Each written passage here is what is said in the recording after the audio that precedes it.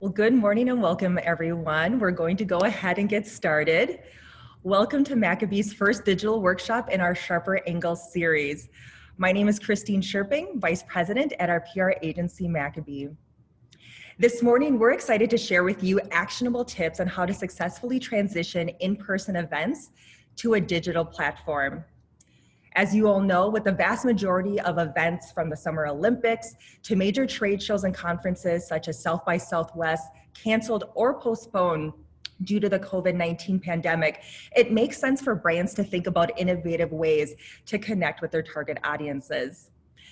During this morning's 45-minute session, you'll hear an overview of a digital event we produced with our client Verde Technologies earlier this year, share tips and tricks on how you can successfully create your own digital event, followed by a Q&A.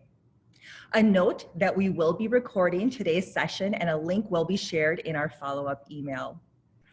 A couple of housekeeping items. If you are joining us, please mute yourselves. And if you have any questions, please submit them into the chat function and we'll absolutely make sure to address. And now it is my pleasure to introduce our two panelists this morning.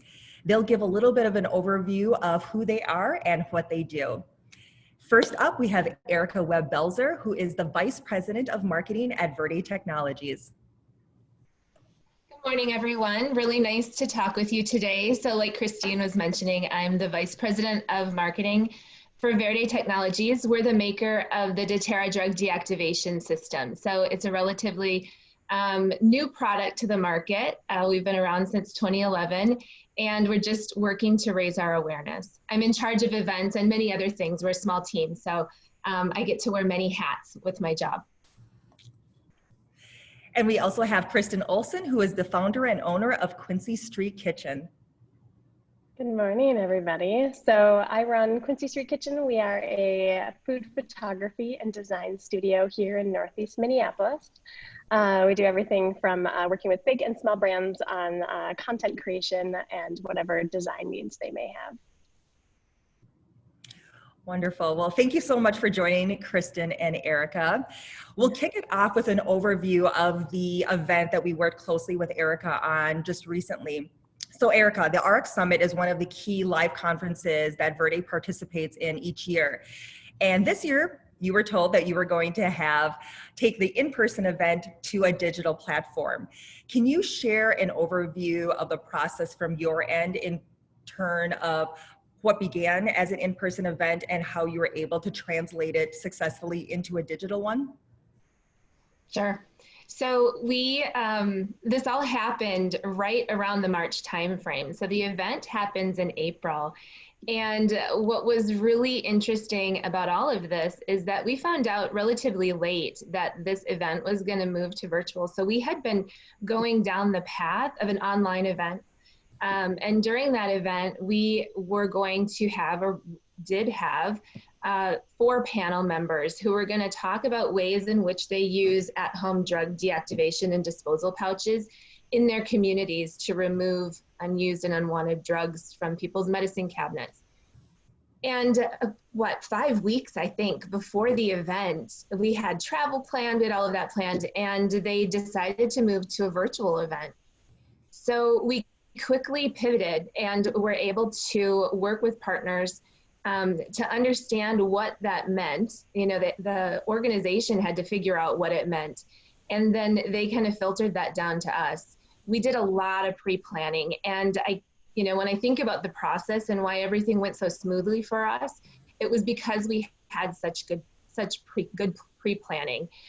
So we pre-planned, we spoke with the event very closely to understand capabilities, and found early on that the capabilities were going to be different from what our desire was. So we came up with a plan to pre-record our event, our discussion. And that proved to be very good in the end. But we pre-planned, we understood, seeking to understand for us was a big deal because it was so new for everyone. Nobody knew what to really expect. This was the first one that was changing. So we planned, we met with the panel. The panel was great. We prepped them really well, I believe, to understand how they should, what they should wear. how we were going to formulate or do the actual discussion. What mode was it going to be in? The questions and that kind of a thing. And then we pre-recorded it. And I'm so thankful that we did pre-record it, because day of event, there were some challenges with internet connections and that kind of a thing. So we recorded it, we showed it, and it went really well. It went off without a hitch. When I think about the last part of the event for us, it's always that measure and what were the results. And so we want to always follow our events through to understand performance. And we were able to do that really well. And actually, we're still getting some results that are coming in. So. Perfect. Well, thank you for sharing that overview, Erica. And Kristen, this next question is for you. So Erica had mentioned some tips and tricks in how communication professionals can best present their spokesperson, panelists, etc., in a virtual platform. From your experience, would you be able to share some of these tips and tricks, everything from lighting to what to wear, just for people to understand what all goes behind what happens behind the scenes? Absolutely, yeah. So the prep goes into it is really what makes things go, off without a hitch. It is so much in like preparing, making sure you have your questions, already, but it's also in how you present yourself. So it's lighting. I really like kind of natural light. I do have a light here right next to me. Oh, can you see it?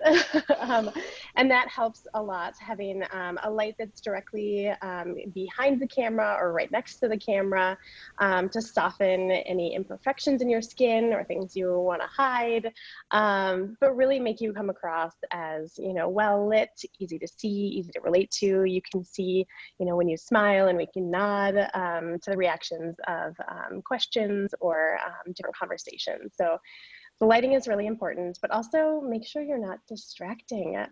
Something with a little bit of color that you're wearing is always a good thing, but make sure it's not too loud so it's distracting from your message.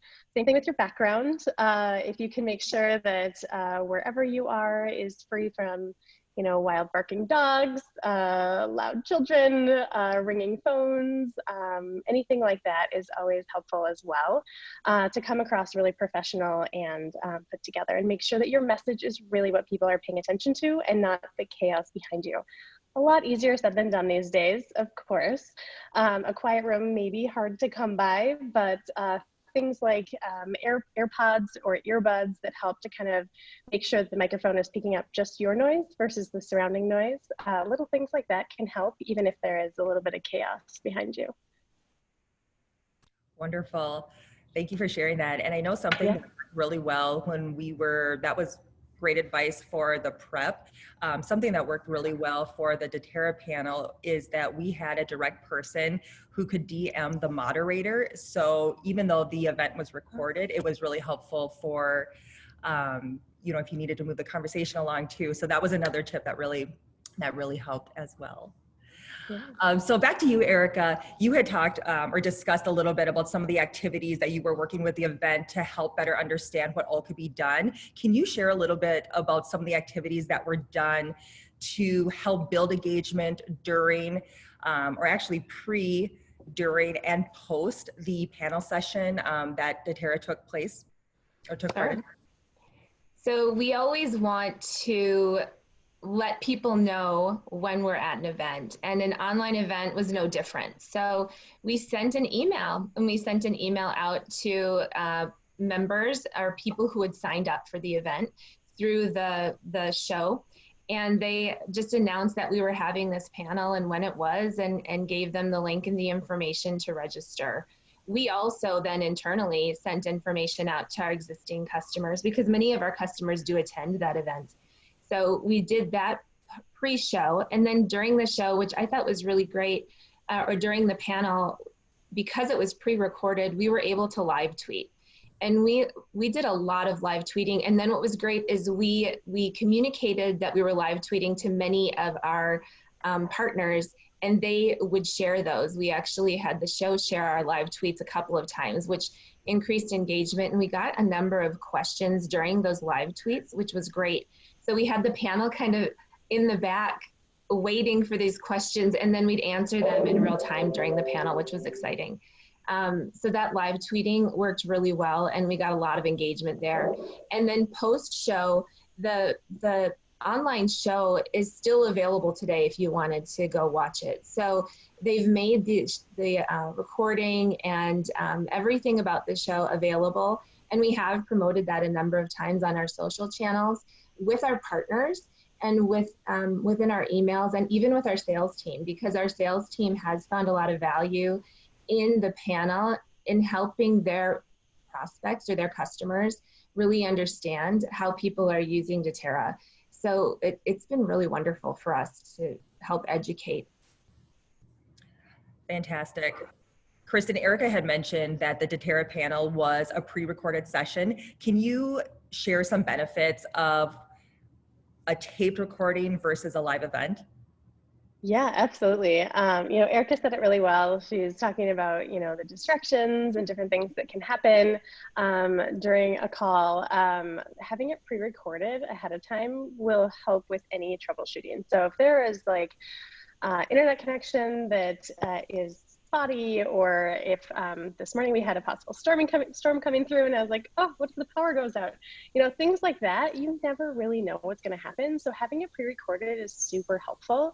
But again, that active engagement afterwards or with the live tweeting really does help kind of create that one-on-one connection that you're not necessarily getting with a virtual event that you would have gotten in an in-person panel.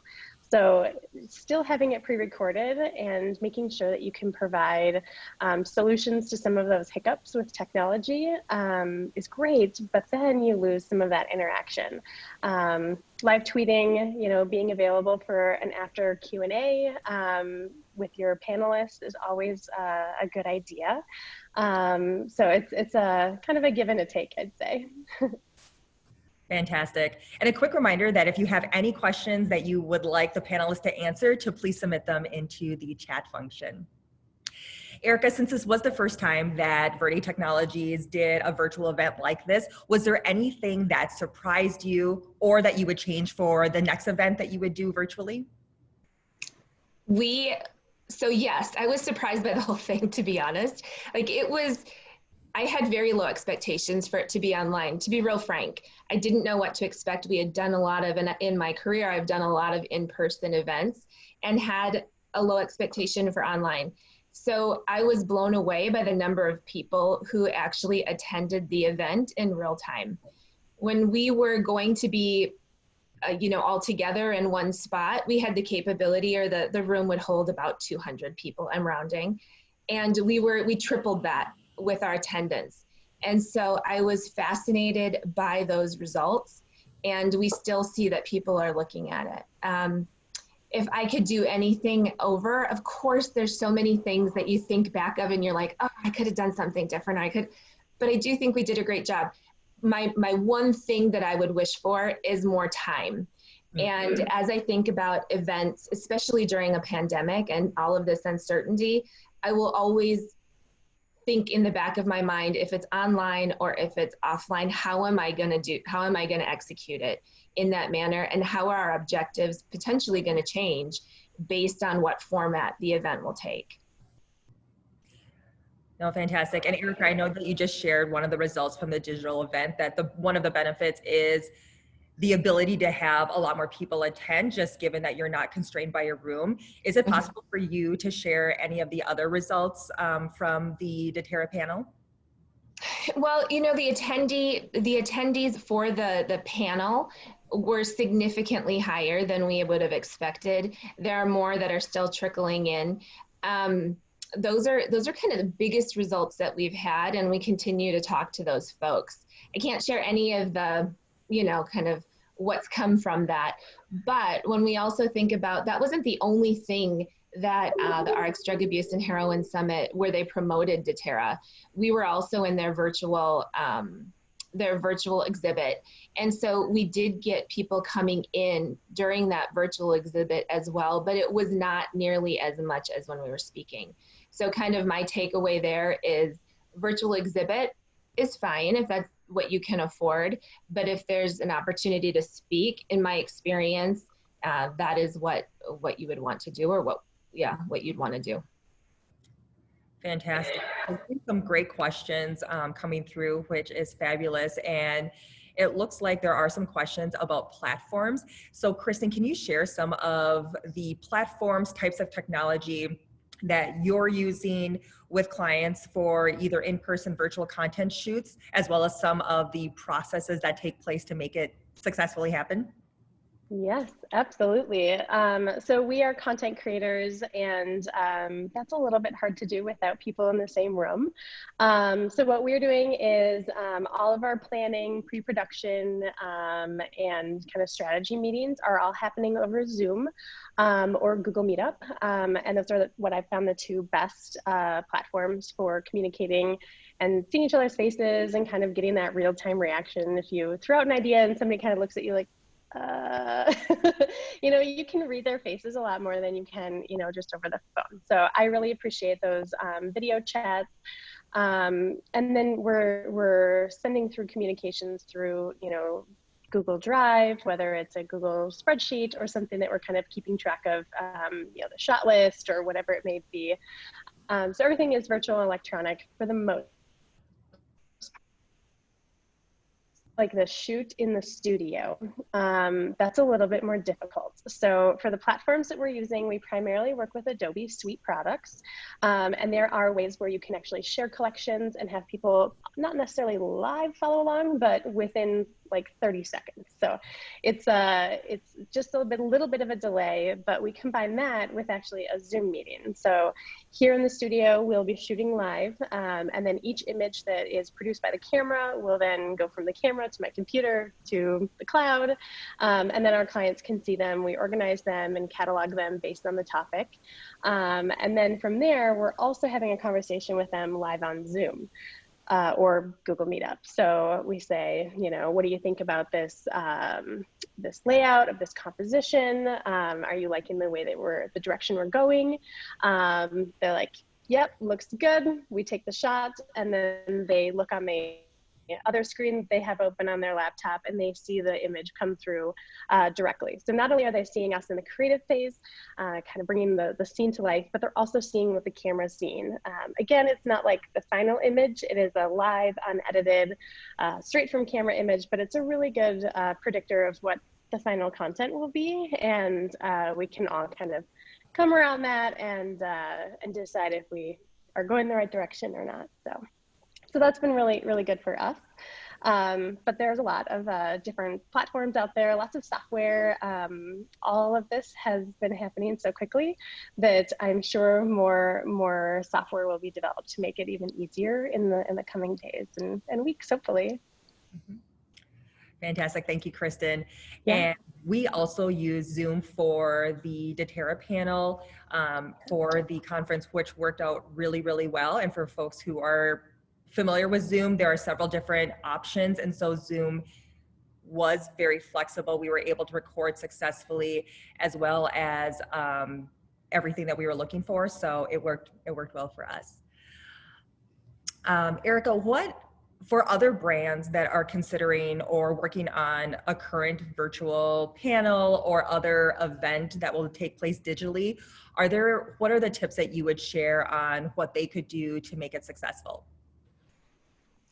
The biggest thing that I always think about when we're talking here is that nothing is black and white, and you're working in the gray quite a bit. You have to be comfortable with that, right? And just thinking outside the box is a big deal. We were fortunate. We had really great partners to help us along and to give us some of that guidance. I by no means am an expert on online events, although I feel like I've had to dive into that very quickly. So we pulled from a lot of our partners to help us in that capacity, and the planning. And I know I keep going back to that, but that planning I think is so critical. And we had really great panel members too. All of them had such a wonderful story to tell, and it was very easy to prep them for that online panel. So, but just those little tips too and tricks, like turn off your phone, don't wear, don't wear bright patterns, turn off your notifications, which I couldn't figure out how to do today. So that's my bad. You're probably hearing them. But there are little things that I wouldn't think about that everybody else did. Put a note on, your door, your office door, so that your family isn't coming in. So there are those types of tips and little things that you haven't thought about that our partners were able to help me and to guide us on. Fantastic. We will have, we'll ask one more question and then we'll get to the questions that the folks who are listening in are submitting. So this question goes to both Kristen and to Erica. Are there any brands out there that you've seen do a great job with translating an in-person event virtually? And what did they do that made it so intriguing to you? Kristen, we'll start with you. Yeah, that's a really good question. I've seen a lot of attempts at it, and I think for the most part, they're doing a pretty good job. Some of like the social media platforms that I follow, there's one called Later, and they're doing a really good job at keeping relevant topics. They have a panel discussion quite often. They are doing live Zoom or recorded Zoom conversations that you can kind of participate in. So that might be one. But there's a lot going on. And I think there are some good things happening, but everyone's learning so quickly that if it doesn't go well, just move on and have another one. And it's something to learn from. So issues are not a bad thing. You can definitely learn from them. So don't be worried about, just trying it and seeing if it works or not. If it's something that's right for your clients and your community. I still think that there is so many good conversations that need to be had. And the best way to do it is just to kind of open up and have those conversations. If there is technology glitches, it's a weird world we're living in, and people are willing to kind of negotiate around that, and they're being very, very understanding. So yes, there are things we can do to make them better, but know that if there are hiccups, that people are understanding and they'll move on. Fantastic. And same question to you, Erica. So I'm kind of on the same path as Kristen. I will tell you that the events that we normally attend start in July and kind of happen in the fall. So we're just starting to get into that season, and I'm sure I'll have a lot more opinions about this in September or even November. But I will say one of the things that I've been really impressed with is people moving inline. We travel a lot for our business, so inline meetings or in-person meetings to online. And what I've really enjoyed watching are some of the Facebook Live webinars and events that have come out of this that weren't ever planned. So I think, National Consumers League, I think that they're doing some really great things.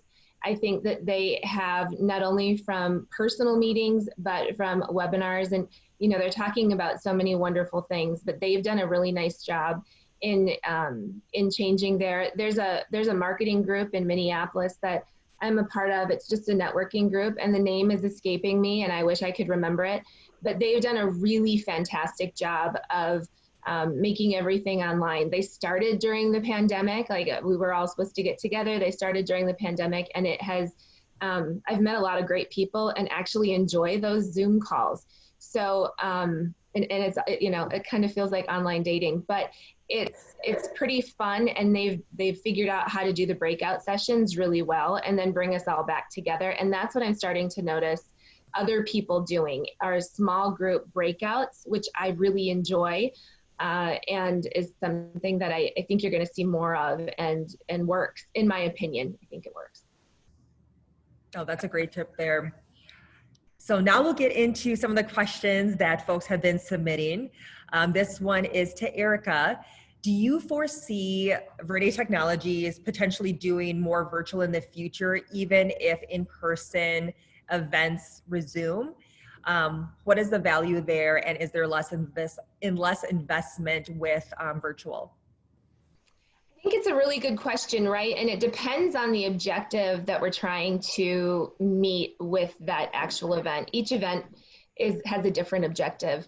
And so raising awareness, maybe, sales, maybe it makes sense for us to be in person. I think just with the pandemic overall, everyone's looking a little bit more at how does digital and how do digital conferences work within our business? And we're not unique in looking at all of that. So to be determined, I think, and we'll continue to look at the best way that's going to fit our business. I don't have a yes or no answer yet, but it will be something that we'll continue to look at, yes. Absolutely. A question to both of you. In the virtual meetings that you've done, is there a particular time of day that you've seen with increased participation? I'd say mornings are best. I'd say like 9 a.m. Or a little bit earlier. It's kind of when you're before you really dug into the day and there's not as much chaos going on. It just feels like a clean time to start to have a conversation and to be able to focus. But it really kind of depends. It depends on the topic. It depends on if you want to have that breakout session. Is it an all day event, or is it just an hour or two? If it is an hour or two, I'd say the morning is probably better. If it is an all day event, thinking through when those breakout sessions are so that you are providing time for people to take a little bit of a break and be able to focus or grab a snack or something like that. Otherwise they will get very distracted. So it's always good to keep it short and sweet. I think this is a really interesting question because it's something that's been coming up in this marketing group that I'm a part of. We've done events very late in the day, 4 o'clock, 4:30, that kind of a thing, almost like a happy hour. And there's been debate about if a lunch event would work better. And so, whenever you can, at least in my opinion, whenever you can, if you can survey your attendees to understand what part of the day is going to work the best for them, obviously you'll get better participation. But I don't know, like what Kristen was saying, I don't know if it matters. I will tell you that late in the day in this marketing group, we were all saying it's too late. Like, we've got to get ready for dinner and kids and that kind of a thing. So we are going to be trying a noon event, and I like the idea. We'll see if participation increases. Mm-hmm. Well, that's a great idea to ask whoever could be or would be attending to see what works best for them. Erica, this next question is for you. Can you share how the questions were handled for the panel? And since the panel was pre-recorded, yeah. How were the questions handled? So we did something, I love the way that we did this. So we had a moderator, similar to what Christine is doing right now. We had a moderator who helped to direct or guide all of the panel members. And I thought it was so great. So it wasn't a script, but we had it mapped out who would kind of go first, second, and third. And then our panel moderator would guide everyone. And it was mapped in her script of what she was doing. It was mapped out, and it did say, Daryl, can you please start with that?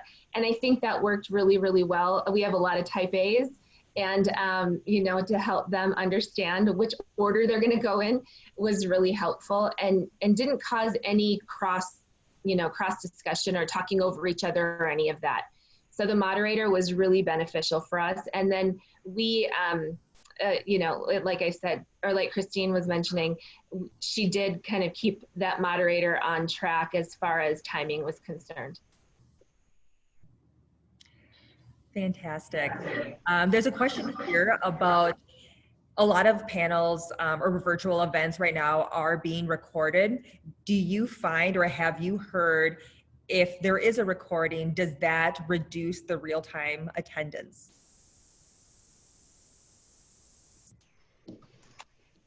I have not heard any statistics based on that, but based on my experience, I would say no, it doesn't. But I don't have anything to back that up. And I almost would say yes, just by my own self doing it. So in my situation, if there is, a panel or a discussion that I've signed up for and something comes up and I know it's recorded, I'll probably be like, it's okay, I can watch the recording. And I, most of the time, usually do log back on and watch that recording. But that brings up a really interesting point, which Erica, I think you kind of touched on a little bit earlier, was that you can create so much more content out of the one session than you could if it were live. So similar to, you know, if you have somebody recording the panel, you know, like a videographer set up in the back, recording the panel, you have so many different ways to kind of take apart the content and create little snippets that you can use in different ways. You can create an article around it. You can feature the whole thing later on and say, hey, we did have a conversation about this. What a good point. Let's bring it around again. So there, whether or not it's recorded, and you see a drop off in like in-person attendance, I don't know if that matters, because you can use it for the long term, and I think that is way, way more valuable than if you lose, you know, one or two, you know, people who watch it live. So I think there's a lot of value in that. It's a great point about all the content creation that you can do with just one virtual event. Yeah. Thank you. We have a question here about, you know, a lot of times people go to these conferences for networking opportunities.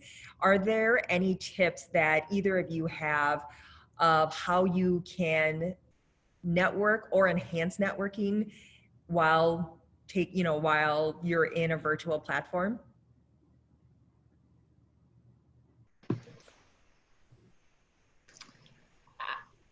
When I think about virtual networking, it is all about reaching out.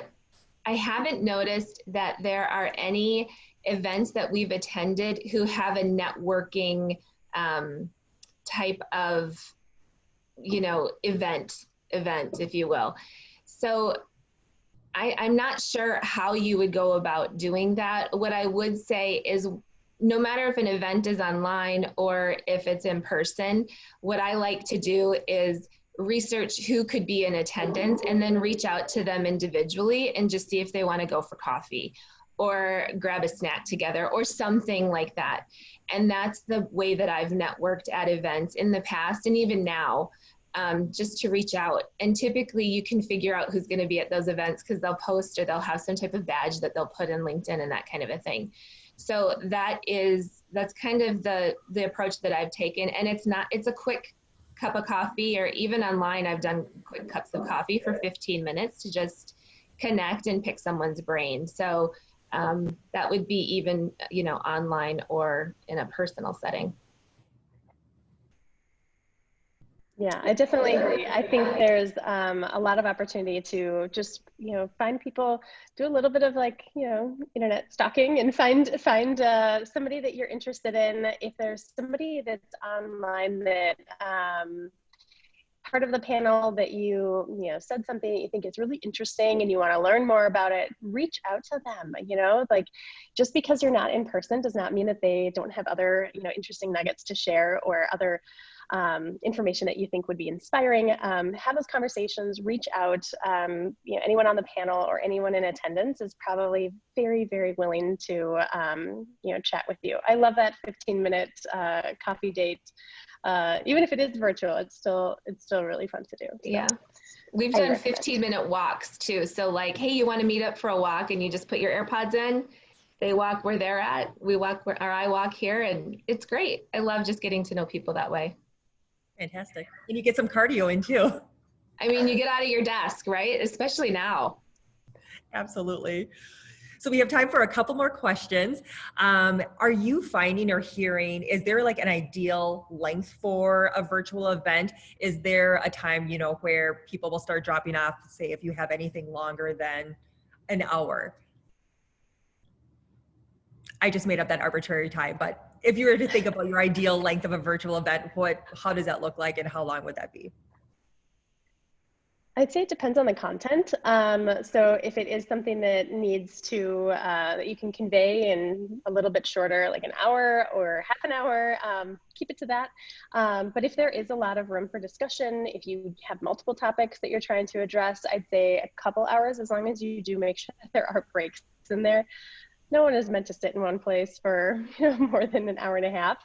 So do be mindful of that.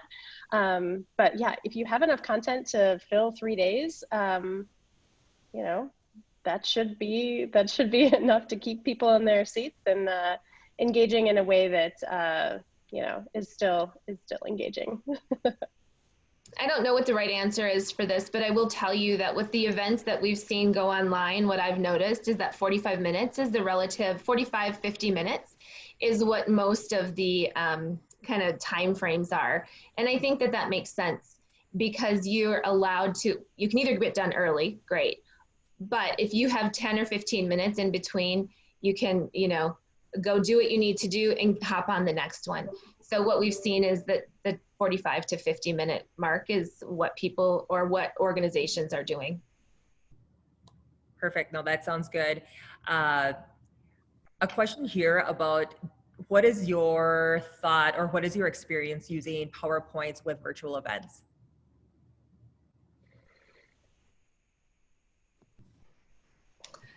I can help with that. So we've done some PowerPoints with virtual events. I think it makes, you just have to have the right technology available and make sure that it's working properly in order for it to, you know, to go off without a hitch.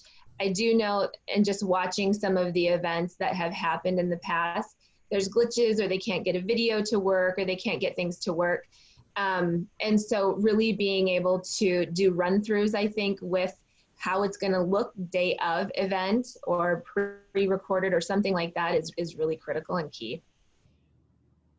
Absolutely. No, preparation always helps. Yep. Fantastic. Well, I think we answered the majority of the questions that came through. A huge thank you to both Eric and Kristen for the great discussion, and a big thank you to everyone who tuned in this morning. Maccabee's Sharper Angle series will be held monthly, and our next one will be on August 11th at 8 a.m. So make sure to have some caffeine with you. The topic will be a deep dive for PR professionals and marketers of how brands can tell their story through broadcast media during the pandemic. So more information will be shared about the panelists here in the coming weeks. A quick note that we'd love to hear your feedback on today's event. Please feel free to share it with us when we send the follow-up information and recording. Hope you all have a wonderful rest of your day. And once again, thank you so much for tuning in this morning.